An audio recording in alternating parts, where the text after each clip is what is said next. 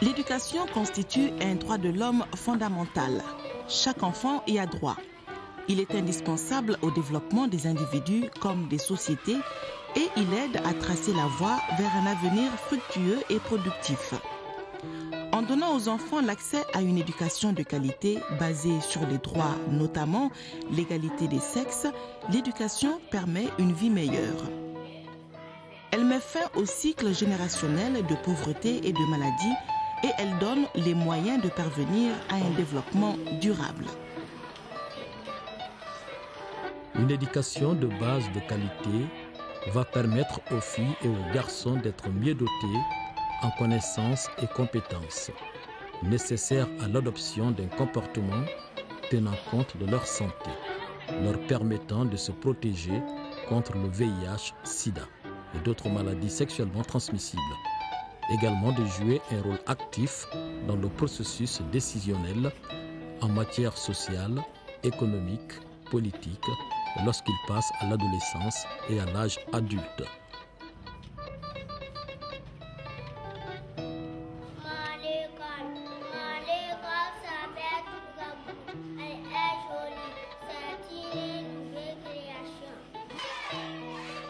Ayant reçu une éducation, ils sont mieux en mesure, devenus adultes, d'avoir moins d'enfants, de connaître les pratiques appropriées d'éducation des enfants et de faire en sorte que leurs enfants commencent l'école à l'âge voulu et soient prêts à apprendre. Pourtant, dans un cadre traditionnaliste, on se méfie d'envoyer les filles à l'école.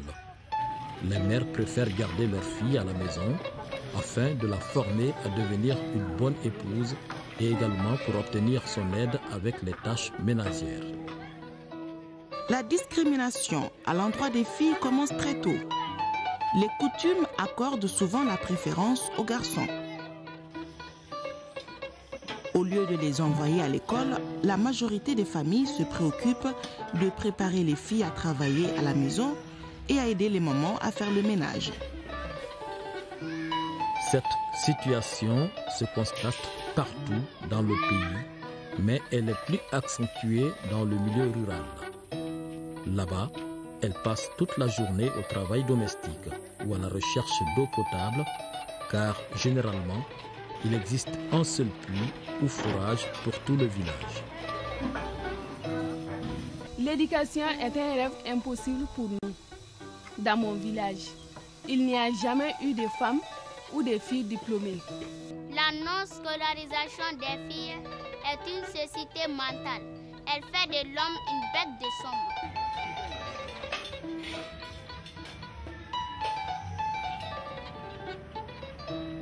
Il est également très fréquent de voir les fillettes ou jeunes filles vendre des produits comme la mangue, l'orange, la banane, des œufs ou autres. Les zones urbaines sont privilégiées par la réalisation d'écoles publiques comme privées, pendant que dans les zones rurales, il y a insuffisance ou carence totale de structures éducatives. Sans pouvoir compter sur une quelconque assistance matérielle ou alimentaire, les enfants issus de ces localités doivent marcher de longues distances pour avoir accès aux centres éducatifs. Compte tenu des cas d'agression, d'enlèvement ou de viol, les parents préfèrent envoyer les garçons que les filles pour leur propre sécurité dans ces écoles lointaines. Une fille n'a réellement pas besoin de fréquenter l'école, car d'un jour à l'autre, elle est appelée à se marier. Et malheureusement, tout le fruit de son éducation revient à une autre famille. La scolarisation des filles, c'est l'avenir de la nation. Les mariages précoces sont également un frein à la scolarisation et surtout à la poursuite d'études longues par les filles. Si les parents n'ont pas les moyens de payer des études à tous leurs enfants, seuls les garçons fréquenteront l'école. Les fillettes font des travaux ménagers et assument les responsabilités domestiques qui leur laissent peu de temps pour l'école. La voir partir pour l'école soulève plusieurs craintes et inquiétudes, dont celle de la transmission des valeurs domestiques et le développement d'une indépendance. La scolarisation de la jeune fille a une importance capitale pour le développement économique d'un pays ou bien d'une nation. En ce sens que, un adage de chez nous dit que quand tu éduques une fille, c'est une nation que tu as éduquée. Donc c'est un moyen de réduction de la pauvreté. Parce que dans notre société, la femme économise beaucoup plus que l'homme. Ouais. Tout argent que la femme gagne est censé être distribué au niveau de la famille. La Déclaration universelle des droits de l'homme l'indique, toute personne a droit à l'éducation. La Convention de l'UNESCO contre la discrimination dans le domaine de l'enseignement rappelle elle aussi l'importance de promouvoir l'égalité des chances et de traitement. Des études ont démontré que l'éducation est un moyen de garantir l'égalité des chances entre les garçons et les filles. Parmi les 100 millions d'enfants privés d'accès à l'enseignement primaire, une majorité sont des filles. La plupart vivent en Afrique subsaharienne, en Asie du Sud-Est et dans les États arabes. En Afrique rurale, à peu près 70% des filles ne terminent pas le cycle primaire. Quand 189 chefs d'État ont signé la déclaration du millénaire en l'an 2000, ils ont reconnu que l'éducation des filles est un outil nécessaire pour réduire la pauvreté et respecter les droits de l'homme. L'éducation a un impact important sur la capacité des filles et des femmes à revendiquer d'autres droits et à acquérir un statut social, à atteindre l'indépendance financière ou améliorer leur représentation en politique. Les mères éduquées sont plus susceptibles d'envoyer leurs filles à l'école, de se préoccuper de la santé de leur famille et d'avoir moins d'enfants. Elles sont aussi moins vulnérables à l'exploitation et moins exposées aux risques comme celui du VIH-Sida. Pour que les filles et les femmes accèdent plus facilement à l'enseignement, il faudrait changer l'attitude de la société concernant l'éducation des filles. Attirer l'attention du public sur les droits des filles et des femmes et prendre ces droits en compte dans les législations nationales.